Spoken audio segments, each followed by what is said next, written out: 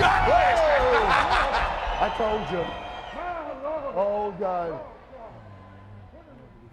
Like the video, subscribe to the channel, and turn on those notifications. And once you're done, leave a comment down below and I just might end up responding. With the insane number of people signed to the roster today, then considering that there's pretty much always been this many people signed to the main roster, who wouldn't be surprised about the amount of surprise siblings over the years? I'm D Wicker from Watch WWE, and here's 10 superstars who you might not have known were actually related. Number 10. Aiden English and Eddie Guerrero. One that definitely took me by surprise when looking into the research of this video, mostly because, you know, Eddie's sort of been dead for about 15-ish years now, but by technicality, these two would be related right now, and I think technically are. I'm not sure how relations with the dead people work, but despite his passing, Eddie Guerrero will always be the legal father of his daughter, Shaw Guerrero, and she married Aiden English back in 2016. So, yeah, Aiden English and Eddie Guerrero, definitely not a pairing I would have imagined or predicted making this list. Oh, if only Eddie could have been around to see his son-in-law help get Rusev the most over he's ever been. Probably the most over thing, no, not probably, the most over thing in WWE at the time, only to watch WWE do its thing and ruin their push right at its apex. And I think it's important that I say it out loud. I want you. Number 9, the Anoa'i family. If the Guerreros were the wrestling family of the last few decades, which I would say they were, the Anoa'i family might finally have taken over the business by this decade. The insane reach and pull of this family is insane and leads to some pairings you might have never even considered. Just here's the roster. You got Yokozuna, there's Rikishi, you got both Jimmy and Jay of the Usos, you got Dwayne "The Rock" Johnson, his father, Rocky Johnson, Nia Jax, there was Umaga, there was Rosie. There's a lot of Anoa'is. Samoa Joe surprisingly doesn't make the roster, and that's not like a racist thing. It's because he's the only Samoan I can think of to make waves in the WWE who wasn't related to this illustrious family. Yokozuna wasn't even billed as a Samoan. He's Japanese. I'm sorry. They tried to tell us that Yokozuna was Japanese. So yeah, really, I mean, take your pick. Any of these pairings, Nia Jax and The Rock, the Usos and Yokozuna, Rikishi and Rocky Johnson, there might be more Anoa'i pairs than Rubik's Cube combinations.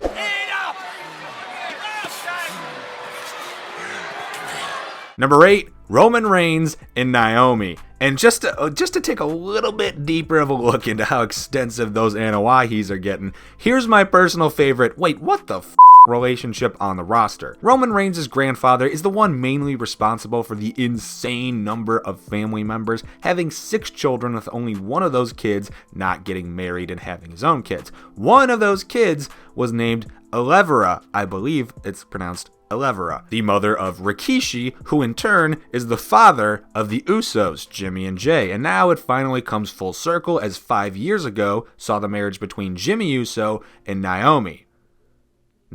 So yeah, Roman Reigns and Naomi are what the hell, even like third cousins-in-law to the negative. I don't know the words, but you get the idea.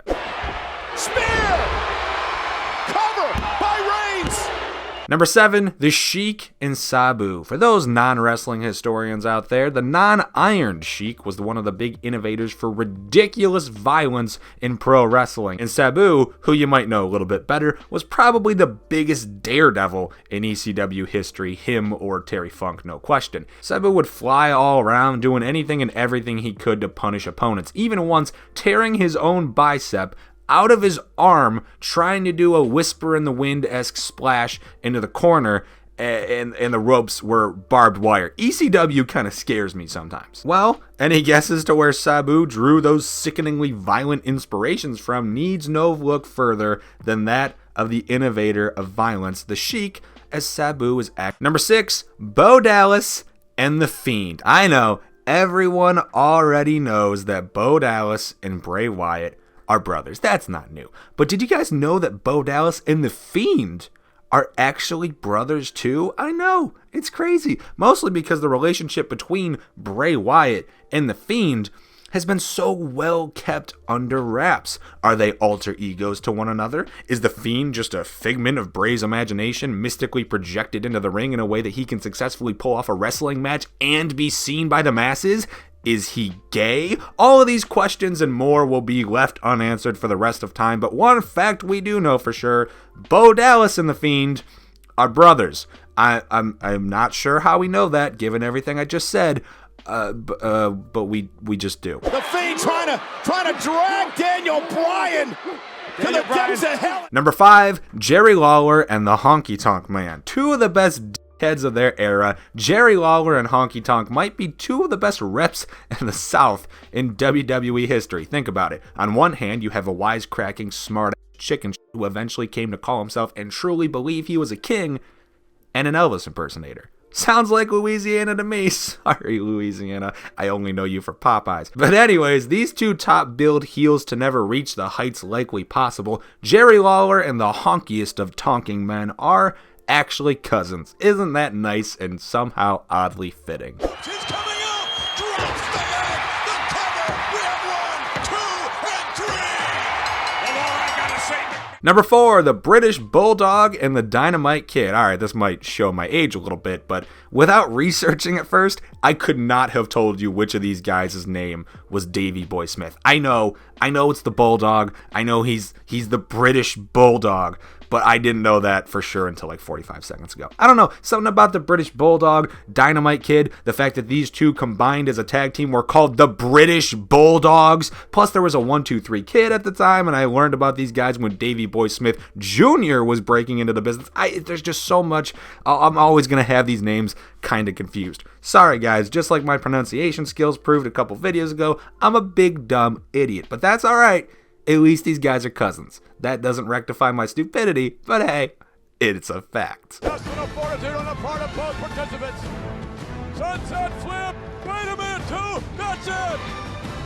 He beat him. Number 3, John Laurinaitis and Road Warrior Animal. How in the hell is the most dry, boring, blah of a personality in WWE history related in any fashion to a Road Warrior? It actually makes 0 sense. But Johnny People Power Laurinaitis is in fact brothers with Road Warrior member Animal, the even more charismatic Road Warrior. Again, how? John Laurinaitis really might be my least favorite name in WWE history. From stories of him hiring women just based on modeling and looks, to backstage reports of his general incompetence that CM Punk supposedly tried bringing to light with his weekly 2012 bashings of the man on live television. Yeah, I don't know where this segment turned from talking about superstar relationships to me just bashing John Laurinaitis, but I really doubt you guys mind, especially if you're like me. You had to suffer through that 2012 era and had to watch John Laurinaitis actually beat Cena in the main event of a pay-per-view. That was the first pay-per-view I ever watched live. Don't do that. Don't do that. Oh, my God. They're going to slip to the general manager. Number 2, the Bellas and Road Warrior Animal. Well, that's just odd. So, yeah. What? Given how attractive both Nikki and Brie Bella are, it only makes logical sense that their mother is probably to thank for blessing them with the good looks, right? So, right, if that's true, how did John Laurinaitis score? God damn it, life is just trying to spite me at this point. I really don't get it, but I did enough Laurinaitis bashing in the last entry, so let's stick to the facts. A few years ago, this one got a little bit swept under the rug, but John Laurinaitis did in fact marry the mother of Nikki and Brie. So by default, Road Warrior Animal is now their uncle-in-law. Is uncle-in-law a thing? I've only ever heard in-law paired with siblings, and the in-laws. Like I said, big dumb idiot right over here. Road Warrior Animal. Oh, man. Talk about full-on power slam. And number 1, Cody Rhodes and the Shockmaster. God bless this number 1 entry. The greatest moment in wrestling history. A phrase I have thrown around no less than 3 dozen times across the last 3 years working for this channel, and I've never meant it more than right here. The Shockmaster's horrendous debut is everything stupid that I love about wrestling. I love watching things go wrong. I'm a sick, twisted, horrible individual, but I love failure. And my favorite part of the Shockmaster crashing through that wall and falling on his, knocking the helmet off his head, is that even if he didn't screw that up, he was still wearing a sparkling Stormtrooper helmet. He was still busting through a wall like the goddamn Kool-Aid Man. He was still being voice dubbed over by Lex Luger behind the scenes with a voice like this. There was no chance of success, yet it still went even worse than it should have, to an almost horrifying degree. This is the marquee up moment in WWE history, and that man under the mask is Dusty Rhodes' brother-in-law, which means he's almost directly related and probably helped influence the man currently in charge of the second biggest wrestling promotion in the world, or at least in America. God bless this number one entry. I told you. Oh, God. And those are 10 superstar relationships you might not have heard about before. What are your thoughts? Let us know in the comments down below. After liking the video, subscribing to the channel, and notifications. Are you serious?